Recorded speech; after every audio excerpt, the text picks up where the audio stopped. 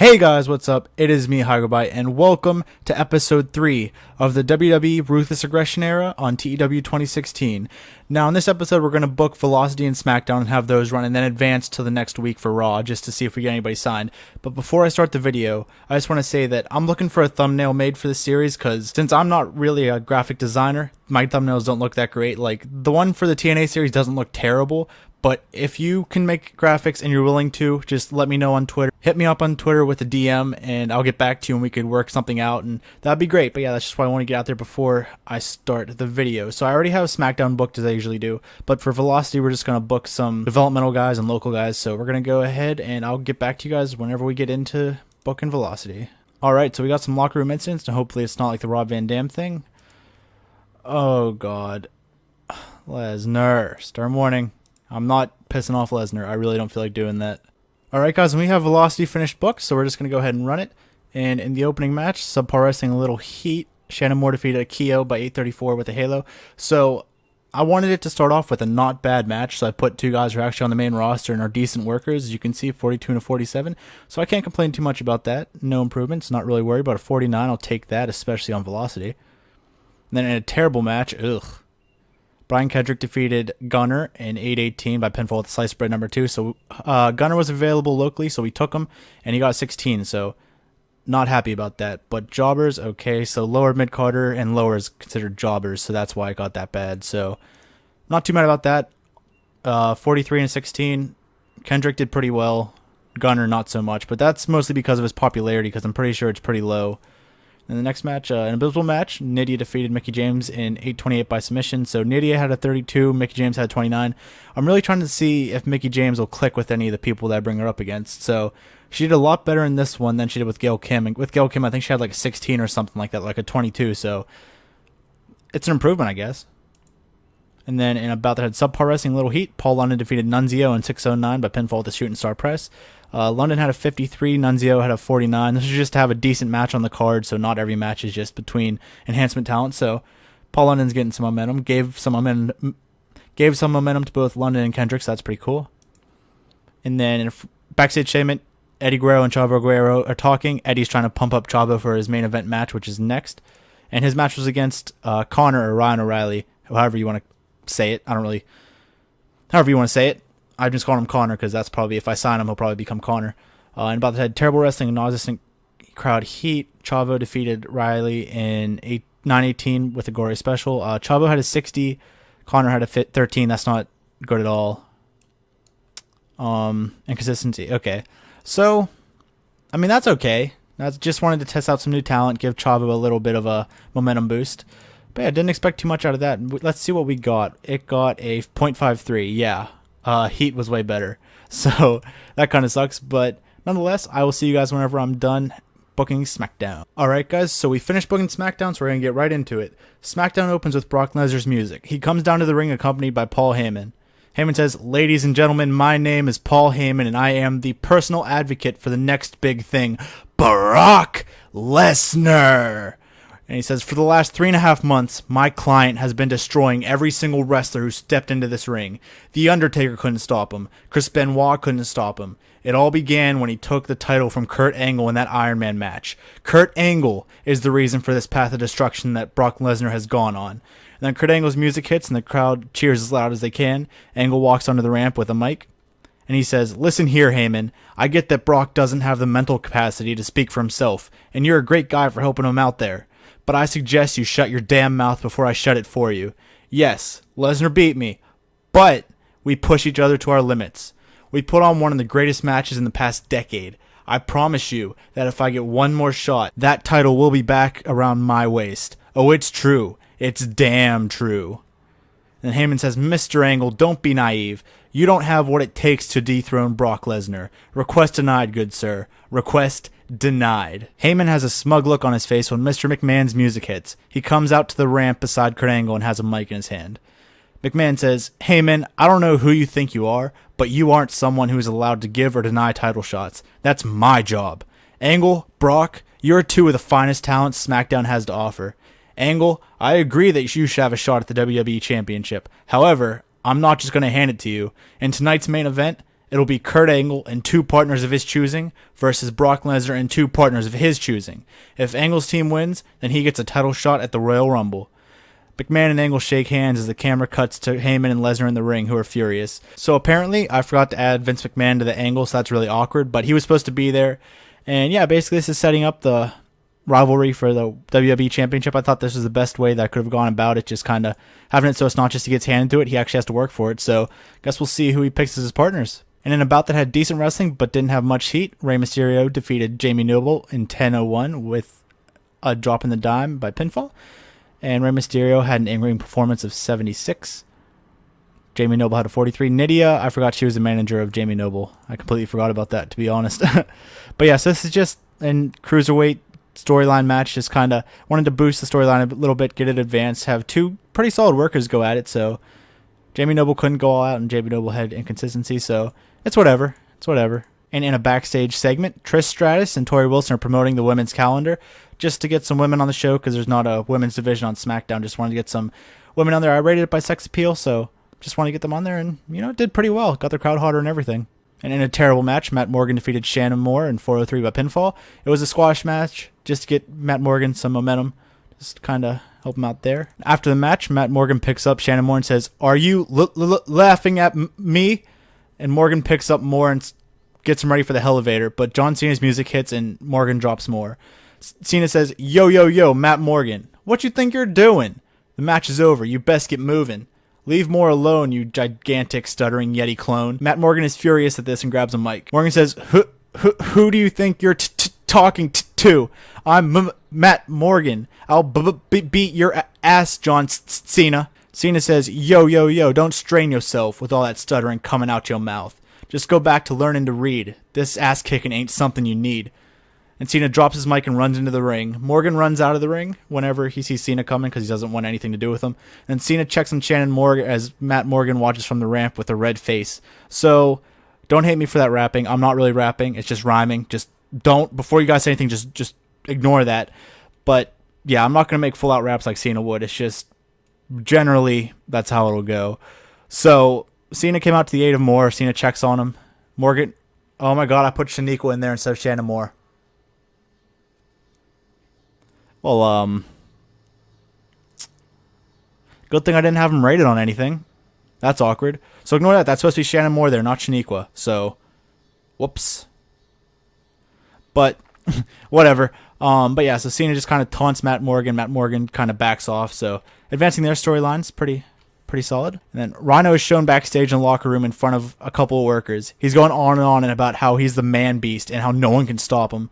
Then someone taps on his shoulder, and he turns around and sees the Undertaker. Taker says, "Stop running your damn mouth and get out of my locker room." And Rhino looks angry, and he walks up to the Undertaker, but instead of deciding to attack him or anything, he just walks away, but you can tell he's furious. So, Undertaker told Rhino off. This is for their storyline. He told him off, so looks like Rhino didn't have anything to say, so I don't know if Rhino wants anything to do with Undertaker, but I guess we'll have to wait and see. Got 76. I'll actually take that. I'm pretty happy. I haven't been really paying attention to the ratings. I just realized that. Whoops. In a decent match, Eddie Guerrero defeated Paul London in 8:03 by pinfall with a frog splash. So Eddie Guerrero had a 83, Paul London had a 50. That was pretty solid. Just wanted to advance the tag team storyline a little bit. Put a decent worker with a great worker. Got a 70 C+. I'm definitely happy with that. Kurt Angle is shown in the locker room backstage talking to 2 wrestlers who aren't visible with how the camera's set up. And Angle says, "So, I need 2 partners for tonight." And I thought, hey, why not get the old band back together? So, how's it sound? A Team Angle reunion, one night only. And the camera cuts to show Charlie Haas and Shelton Benjamin. Shelton says, "Kurt, are you kidding me? You want us to help you?" And Angle says, "Yeah, I get it. You 2 don't like me anymore. But hey, it's not just about me. It's about bringing the 3 eyes back to SmackDown. It's about taking down Brock Lesnar. You 2 are the best guys I could dream of for this job. What do you say?" Angle extends his hand, and Haas and Benjamin look at each other and reluctantly shake Angle's hand. So, looks like Team Angle is going to have a one-night-only reunion, so Angle got himself some solid partners. I wonder what Lesnar's going to do. Hopefully Lesnar can one-up him somehow. In and about that had decent wrestling, but not much heat. Billy Kidman defeated Tajiri in 9/11 by pinfall with a shooting star press. So, an overall decent match. I wanted to get Kidman some momentum in the cruiserweight storyline. Tajiri had a 62. He had a 54. I'm okay with that. No improvements. But yeah, 64C, I can't be mad at that. I really can't. It's pretty much what I expected. Chris Benoit and Edge are shown backstage. Benoit says, "Come on, man, you can't be serious. I'm the better wrestler." Edge says, "You know I love you, man, but it's definitely me. I mean, come on. I'm a 7-time tag team champion." And Benoit says, "If we're talking tag team, then yeah, I'll give you the win. But singles, no way, brother." And Big Show walks into the shot with his U.S. championship. Big Show says, "See this right here? This belt means I'm the best wrestler in the room. I'm a giant. I'm the United States champion. You two are in my way." And Big Show pushes through Edge and Benoit and keeps walking. And then Benoit and Edge look at him with confused and angry faces. So Show's kind of being a dick. That's all I can really say. Show's being a dick to those two. So this is the U.S. title storyline just getting kicked off, just showing some tension at least between Big Show and the other two. The other two seem like they're cool, just kind of messing around with each other, but Big Show's acting like a dick. Then in about that had subpar wrestling Little Heat, Danny Basham defeated Byron Kendrick in 655 by pinfall with a brain damage. So they both had a 44. They're being managed by Shaniqua, and I did not know that. Didn't remember that at all. So I guess I'm going to remove that pairing because they don't work. But yeah, so they both had 44s. That's half decent. Kendrick didn't improve anything, which is kind of depressing. Okay, so they got a minus because the chemistry between him and the manager. So, can't complain.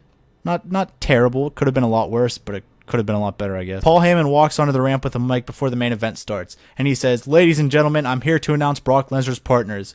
It may have costed us a hefty chunk of change, but I got us some protection." And then the APA's music hits, and they come out first. And when they get to the ramp, they stop and shake Heyman's hand before walking to the ring.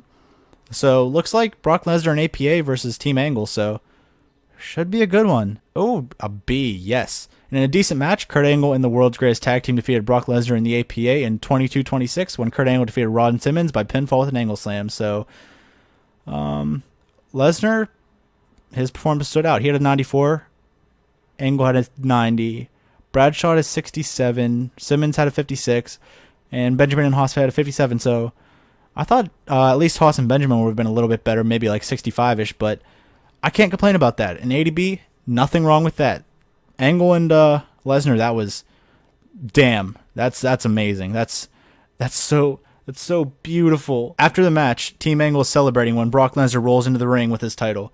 Kurt Angle and Brock Lesnar go face to face with the World's Greatest Tag Team standing behind Angle in case anything goes down. Lesnar holds his title up high and smirks in Angle's face as Raw ends.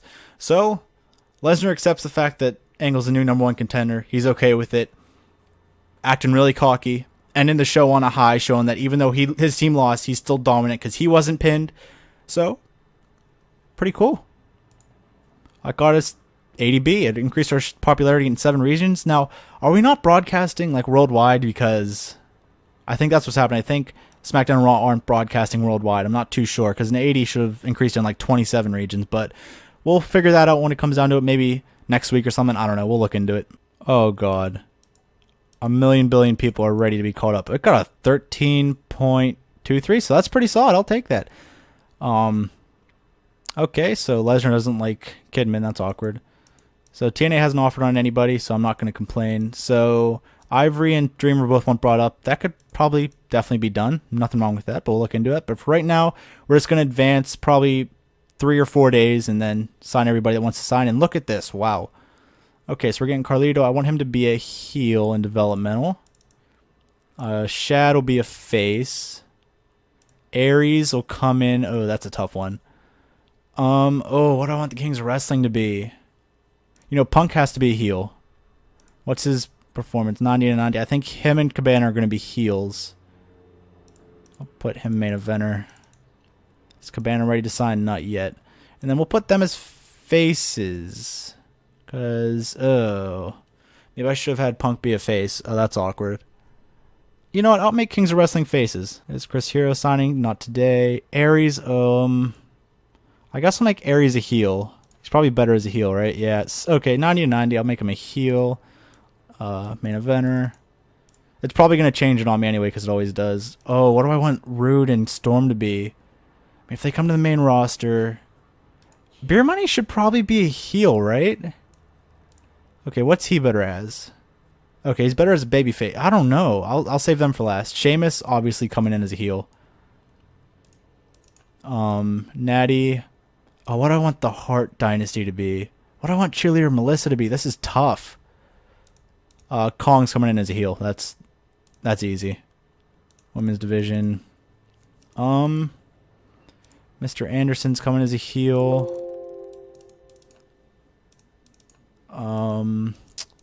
Bryan Danielson's coming in as a face, of course. Okay, so 2 more teams coming in. So we have Kings of Wrestling faces.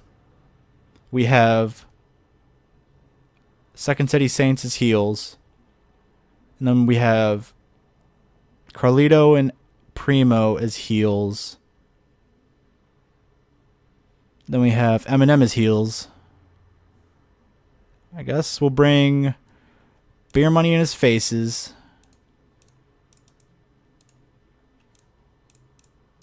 And then bring in the Hart Dynasty as heels. I guess that's what we're going to do. And then I don't know what to do. I guess Melissa will be a face. Just because. Why not? Women's division. Boom. Okay, so that got a lot of those out of the way. So we're going to go ahead and hit advance again. I got some more stuff. Mischief got an offer. Let's see if anything impressive has happened, because I haven't been checking this. Oh, what did TNA do? Retain. Okay, that's all I needed to see, but oh, that sucks for you, TNA. I did better when I did my TNA save. Ooh, Raven turned heel. Ooh. Okay, billion people. We're bringing him into a heel. Probably going to stay a mid-carder. Jillian Hall, she's definitely a heel. Colt Cabana, heel. Chris Hero, face. Samoa Joe, ooh, heel. Heel, ooh, yeah. Yeah. Okay. The Neighborhoodie or JTG, face. Drew Galloway, heel. TJ Wilson has to be a heel because so is Harry Smith. Beth Phoenix, heel. Face. Face, yeah, face. Nikita, heel. Becky Lynch, face. Sarah Del Rey, face. Velvet Sky, heel. Face. Heel. Let's keep her heel. Mike Mondo. He's a heel, so he's staying a heel. How many more? Okay, so whenever these 2 sign, that'll be the last thing we do before we end the episode. Ooh, what did TNA do? Anything cool? Nope. Nothing new, so we're going to advance one more day. All right, so we got some decisions. Okay, both of them are ready. So AJ's going to be coming in as a face. Yep. And Daphne, what's she better at? Way better as a heel, so that solves that pretty fast. All right, so before we end the episode, let's just see. We got some mail. Okay, so he wants to come up, of course. Steve Corino and Victor were injured. Okay, neither of them are bad, though. So real quick, let's go to our short list and remove everybody who we offered a deal to. Let's just check over the storylines before anything. Okay, 62 for the Cruiserweight. That's not terrible. 49 for Morgan Cena. Okay. 52 for the tag team. That's pretty depressing. I wish it didn't just basically go off the last one that happened. 68 for Taker and Rhino. I thought it'd be at least like 72-ish. U.S. title, 76. Okay, I can live with that. World's Greatest Tag Team versus APA, 72. Okay, and then the WWE Championship is an 85. So we need at least 2 with 77 heat, and we have 1. That should probably be over it, but you know, thanks RVD. So we have 1, 2, 3 over it. Okay, so we have 3 over, so that's not bad. Okay. All right, so that's not looking bad. Let's see. Yeah, none of the titles would have changed prestige because none of them were defended. So, yeah, I hope you all enjoyed. If you did, please do leave a like, comment, and subscribe. Let me know if you have any suggestions for the feuds going forward. And yeah, if you're able to help by making out a thumbnail, let me know. That'd be really awesome. And yeah, thank you all for watching. I hope you have a great day. Bye!